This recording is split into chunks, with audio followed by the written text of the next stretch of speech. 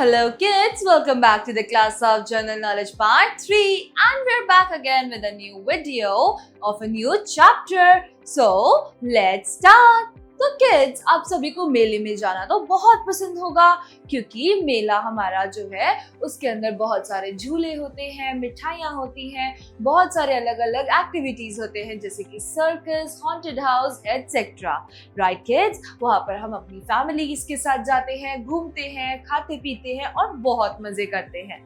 पर क्या आपने कभी सोचा है कि सिर्फ ऐसे छोटे छोटे मेले अगर इतने मजेदार होते होंगे तो कौन से ऐसे बड़े बड़े मेले हैं जहाँ पर इतना ज्यादा मजा आता होगा?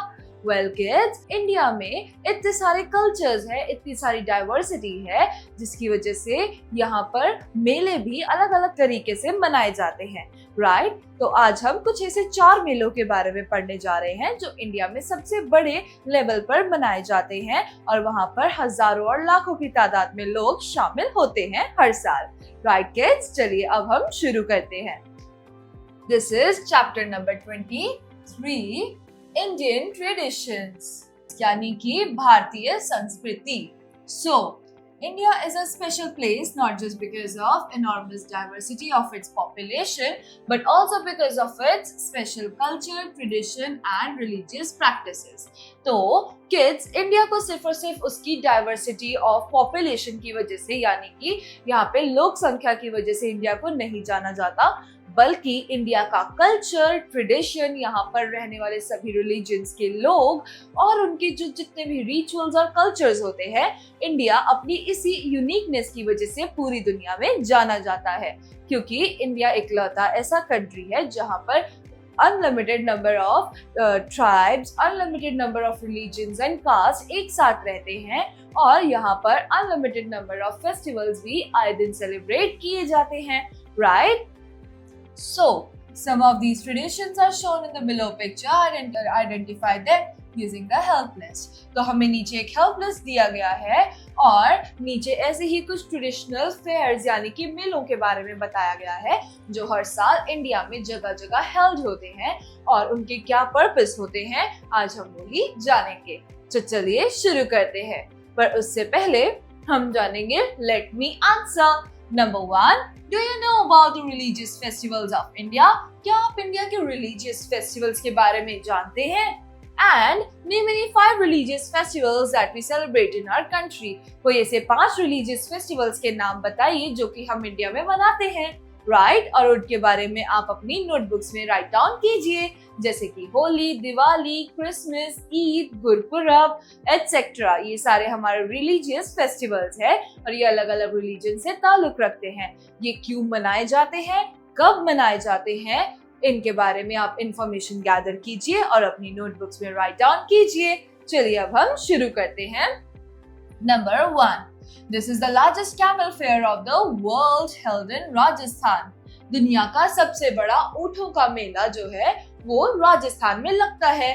वहाँ पर अलग अलग तरह के लोग अपने अलग अलग तरह के कैमल्स को लेकर आते हैं बेचने और खरीदने के पर्पस से, और वहाँ पर अलग अलग तरह के कॉम्पिटिशन्स भी किए जाते हैं और जो टीम्स जीतती हैं वो अपने घर अपने साथ प्राइज मनी भी लेकर जाते हैं, मेडल्स भी लेकर जाते हैं।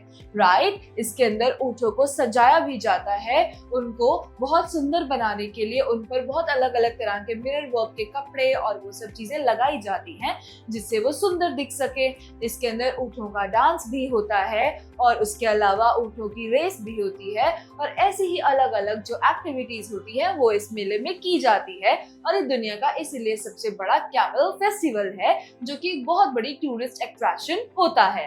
राइट किड्स, तो हम यहाँ लिखेंगे इस मेले का जो नाम है वो है पुष्कर मेला।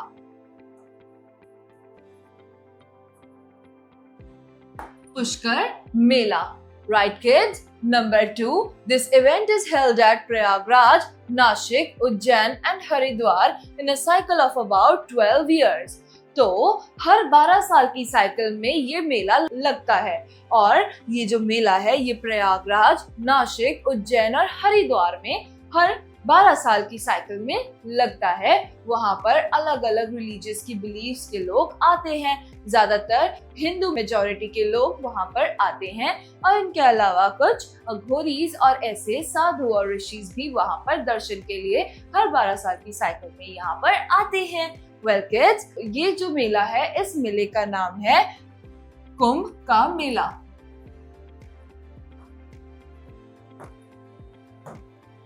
Next, number 3, this centuries-old festival is marked by a grand procession of decorated elephants led by the head of the erstwhile royal family.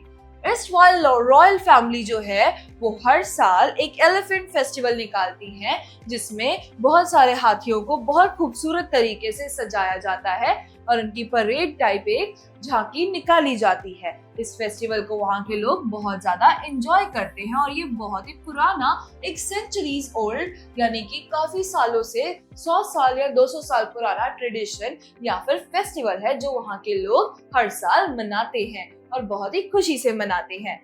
तो इसका नाम है Mysore Dussehra. Next, number 4, the annual journey to the abode of Lord Shiva.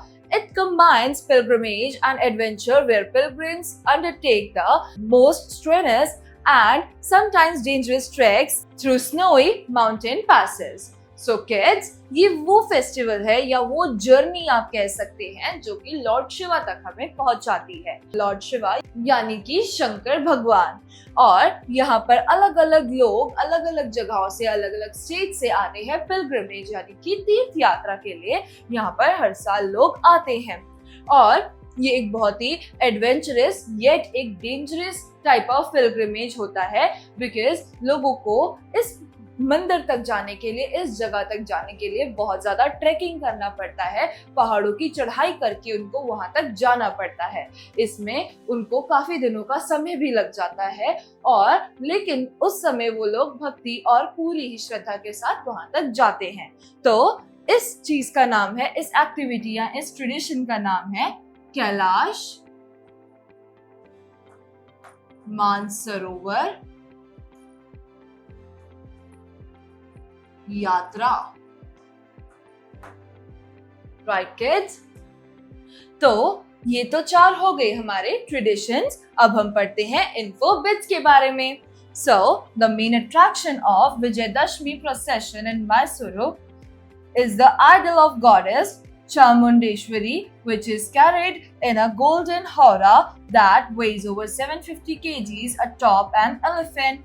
तो kids, Mysuru में एक बहुत ही ज्यादा popular festival Vijayadashami पे मनाया जाता है, जिसमें जो गॉडेस चामुंडेश्वरी है उनकी पालकी को, बेसिकली एक गोल्ड की पालकी होती है जो गॉडेस चामुंडेश्वरी जिसके अंदर विराजमान की जाती हैं, और उसके अंदर उनको विराजमान करवा के उसके बाद उसको हाथी पर बिठाकर उसका एक झांकी निकाली जाती है।